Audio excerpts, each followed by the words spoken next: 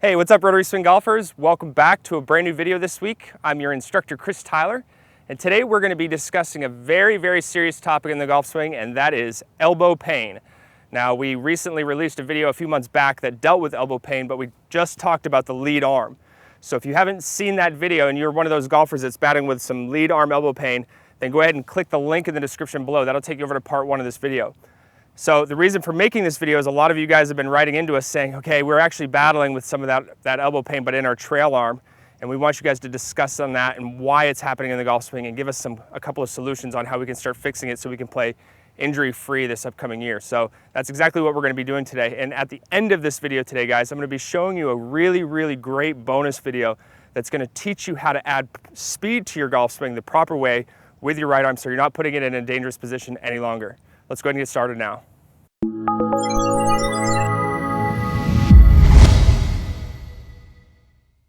Okay guys, so I know exactly how frustrating it can be to leave the driving range or leave the golf course and start to feel some of that nagging pain in your trail elbow and never really have any sort of idea as to what's causing it. And that's what we're going to be discussing today. And taking a big amount of information here and condensing it into a small amount just to kind of give you a real good idea of what's happening is, bottom line is that you're just overusing your right arm or your trail arm in your golf swing. Now, I know a lot of you are probably standing up at home right now, getting ready to throw something at your computer screen saying, Chris, I've heard this 1,000 times. I did not just sit through one of your longest intros ever just for you to tell me that I'm overusing my right arm. Don't worry, I'm gonna give you a little bit of substance today. Just sit back down, relax. So the first common mistake that we see from golfers is that we just put our right side of our body in a dominant position. Now, why is that? Well, because it feels powerful. It's our dominant side of our body. We've got it in a position to where it can start to take things over and start to try to get things moving down the fairway as far as humanly possible. It feels powerful to us. That's why you see tons and tons of amateur golfers tend to slice the golf balls just because they're trying to use too much of their arms and not enough of their body. It feels powerful to do that. But right from the setup position, what you do is you tend to put your right arm in that dominant position. You get it way up on top of the golf club here. Now what that looks like from down the line, when you take your setup position, if your friends or your camera or whoever's been watching you notices that your right forearm is way up above your left, that's exactly what I'm talking about. That's signaling to your brain, hey, I got control of this weapon here and I'm ready to start using it as much as I can, as hard as I can throughout the entire golf swing. It's really important that you start your setup position in a much more passive position. Now there's a good way to do this. What I want you to do now is, if you've noticed, like I said before, that your right arm is way up on top of your left, then go ahead and just grip the club in your left hand and let your right arm hang freely underneath your shoulder line. Now if it's hanging freely here, I want you to take it nice and relaxed and just move it straight across your body till it can get its hand on the club. That's going to produce a little bit of what we call axis tilt. We talk about that a lot on the website, which is really good for us to be able to get our head in behind the ball at address. It also allows us to turn our body properly without running the risk of reverse pivoting. But more importantly, for this video, we're talking about how to put the right arm in a much more passive position so that you can focus on weight shift and body turn now. That's a really big part of how to produce proper speed in your golf swing.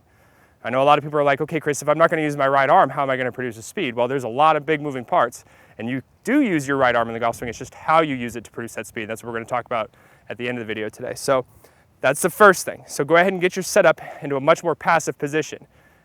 Okay, so now that we've gotten past the setup stuff, let's get into the fun stuff here and talk about a solution for you players that have just predominantly overused your right arm in your golf swing, causing you to get a little bit on the steeper side, causing you to dig these big tomahawk chop divots.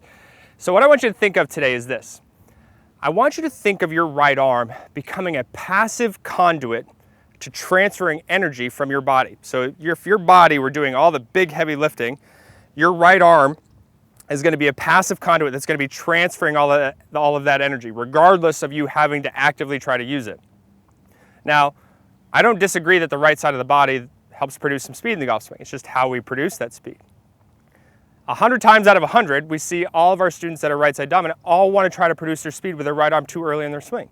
And that's exactly where you start to put stress on the critical right elbow. That's where it stems from, is just trying to hit the golf ball too hard. Now, I get it. It feels powerful. If I were to take this club and try to fling it down the fairway, I would use my right arm and I would throw it as hard as I could. It feels powerful for us to use that. But that's where you start the golf swing off on the wrong tone. That's where you start to change the path that the club is on, the pitch that the shaft is on. That's when you start to get the club coming in too steep. That's when you start to put a lot of stress on that joint.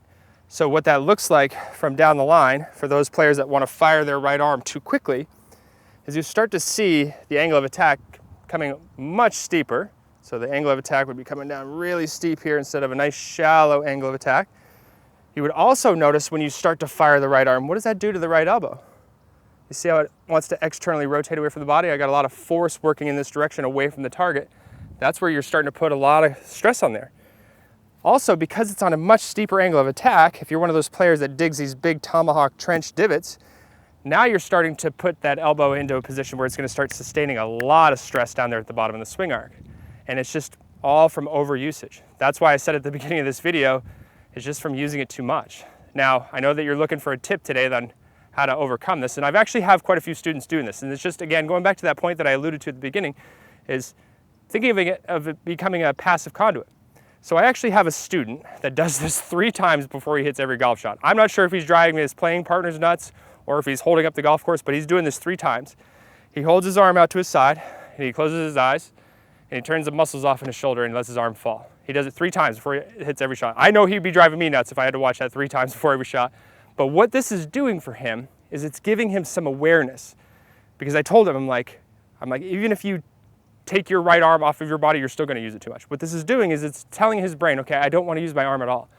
So what he does is now once he gets into that setup position, okay, and he's ready to rock and roll, he just feels like his right arm is just turned off. Because again, at the end of the day, when you get to the top of your swing, you already have this angle achieved between the right wrist and the right forearm, and this angle between the forearm and the bicep. This is a big, big position of leverage, which is great for speed. Even if you were to do nothing with it and use your legs, those angles are gonna release down at the bottom of the swing arc, and that's where you're gonna get that boost of speed. So again, the whole point is just not using the right side of the body or overusing it.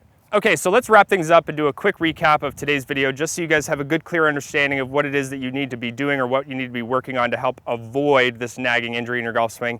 And again, it stems right from your setup position. So I want you to make sure that you get your right side of your body in a much more passive position, or your trail side in a much more passive position for those left-handed players at home.